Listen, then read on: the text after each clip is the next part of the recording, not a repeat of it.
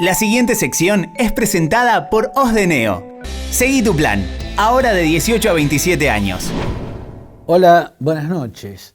En la Argentina se está viviendo una situación institucional particularmente grave. El choque entre el gobierno y el Poder Judicial crea una situación institucional muy preocupante. La vicepresidenta Cristina Fernández de Kirchner insinuó que la Corte incurrió en un golpe de Estado al emitir un fallo que a simple vista pareciera favorecer a Rodríguez Larreta en la disputa que tiene con el gobierno de Alberto Fernández sobre si cerrar o no las escuelas a esta altura de la pandemia. Y es muy grave que una vicepresidenta se pronuncie en esos términos y que un presidente despotrique como despotricó contra los jueces supremos. Yo no voy a opinar sobre ese fallo ni sobre la cuestión que está en disputa sobre el cierre o no cierre de los colegios a esta altura de la segunda ola. Ya he explicado en ocasiones anteriores que las dos posiciones tienen razones muy sólidas.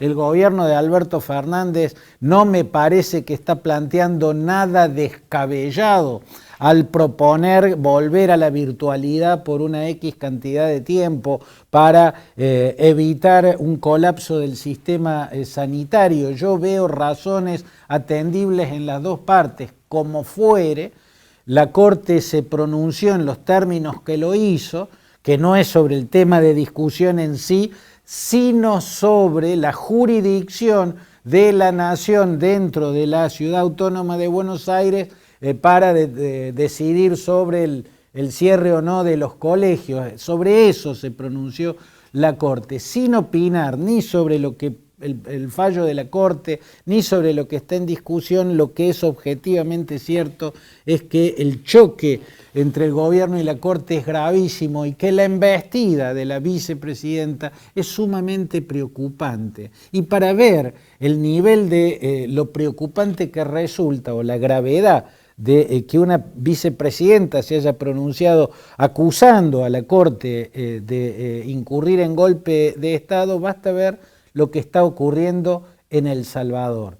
¿Qué es lo que pasa en ese país centroamericano? Bueno, el presidente y la mayoría oficialista en el Congreso han asestado lisa y llanamente lo que puede considerarse un golpe de Estado contra la independencia del Poder Judicial, porque destituyeron de un plumazo y sin los procedimientos correspondientes a todos los jueces miembros de la Sala Constitucional del máximo Tribunal de Justicia en ese país.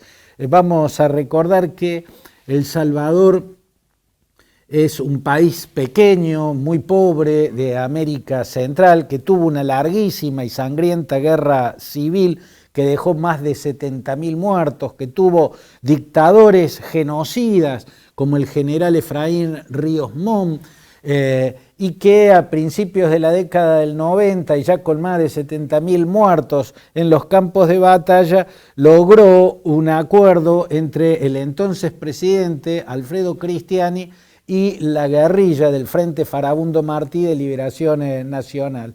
La pacificación dio lugar a una democracia bipartidista en la cual el Frente Farabundo Martí de Liberación Nacional, convertido en un partido político, y Arena, la Alianza Republicana Nacionalista, que venía de la extrema derecha que lideraba el mayor Roberto Dobizón, se alternaron en el poder, o ganaba la elección uno, o ganaba la elección el otro. La cuestión es que si no gobernaba el partido derechista Arena, gobernaba el partido centroizquierdista FMLN.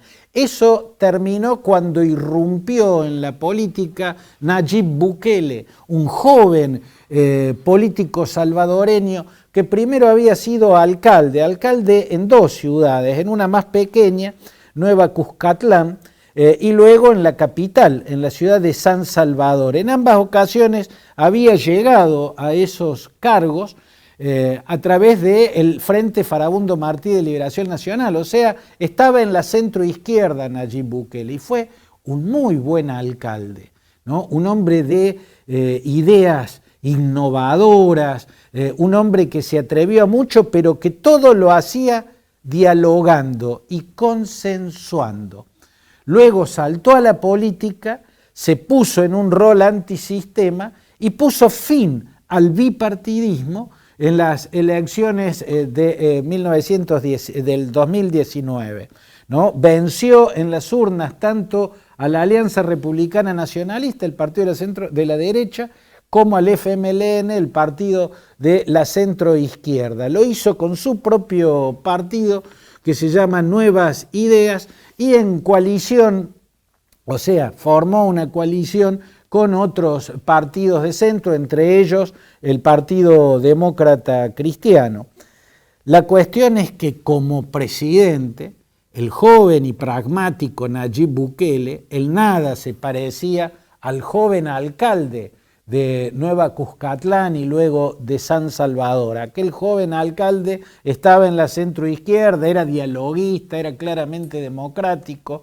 El presidente Nayib Bukele se para en la derecha dura, deja el diálogo y la búsqueda de consensos de lado y empieza a acumular poder de forma voraz. Empieza también a tener grandes éxitos, por ejemplo, en la lucha contra las maras, pero jugando siempre al borde de la ley o saliéndose lisa y llanamente del marco de la legalidad. Por ejemplo, se violaron derechos humanos claramente y está documentado en las cárceles salvadoreñas, o por ejemplo negoció pactos secretos con la Mara Salvatrucha. La Mara Salvatrucha es la más grande de las maras en toda América Central y por cierto también en El Salvador.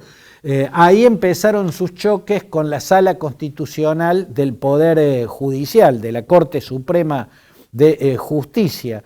Los últimos choques se habían producido por una serie de medidas casi de índole autoritaria, por lo menos así fue entendido por la Cámara Constitucional, en la Corte Suprema de El Salvador se llama Cámara de lo Constitucional, que es una de las principales. Perdón, no es Cámara, es Sala Constitucional o Sala de lo Constitucional, que es uno de los puntos clave de la Corte Suprema de Justicia, ¿no? Había planteado varias reproches a las medidas de distanciamiento social que le parecía a la Corte lindaban con el autoritarismo si es que no incurrían lisa y llanamente en él. Por ejemplo, llevar presas a personas que violaran ciertas normas de distanciamiento social. Como fuere y más allá de esos temas, en ese momento Bukele acusó a la Corte Suprema de Justicia de estar dándole golpes de Estado, de estar siendo un obstáculo para el gobierno, de tener como objetivo hacer fracasar el gobierno. Este fin de semana lo que hizo fue, después de haber conseguido una mayoría rotunda en el Congreso luego de la última elección legislativa, destituir de un plumazo a todos los jueces de la Sala Constitucional y nombrar de manera también para nada dentro de los procedimientos constitucionales a los nuevos jueces supremos, todos le responden a él. Habiendo ocurrido este claro golpe de Estado del Poder Ejecutivo y el Poder Legislativo contra el Poder Judicial en El Salvador, golpe de Estado que está siendo denunciado por organizaciones internacionales como Human Rights Watch o que está siendo sumamente cuestionado este presidente por haber hecho eso, por Kamala Harris, la vicepresidenta de los Estados Unidos, por el titular de la Organización de las Naciones Unidas, por la Organización de Estados Americanos, estando lo ocurrido en El Salvador, en el centro del debate político en América Latina, era el peor momento para que Cristina Kirchner acusara de lo que acusó a la Corte Suprema. Es como que hizo flotar el fantasma de un golpe, pero no un golpe del Poder Judicial contra el Poder Ejecutivo, sino el peligro, la amenaza, el riesgo de un golpe del Poder Ejecutivo contra el Poder Judicial. Pinturería Fantini, tienda de pinturas.